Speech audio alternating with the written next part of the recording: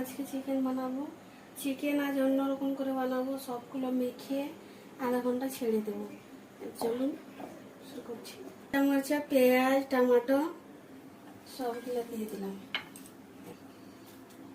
মশলা যা যা লাগে ওগুলো দিয়ে দিচ্ছি। আদা রসুনের পেস্ট দিয়ে দিলাম, মশলা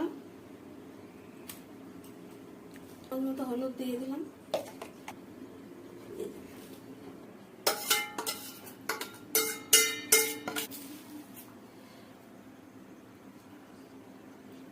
মেখে নেব, ভালো করে মেখে নিয়েছি। এবারে চাপা দিয়ে আধ ঘন্টা মতো রেখে দেবো। চিকেনটা বসাইয়ে দিয়েছি, একটু লেড়ে নিয়ে আর চাপা দিয়ে দেবো। এই দেখুন চিকেন কষা হয়ে গেছে, দিচ্ছি। চিকেন কষা হয়ে গেছে।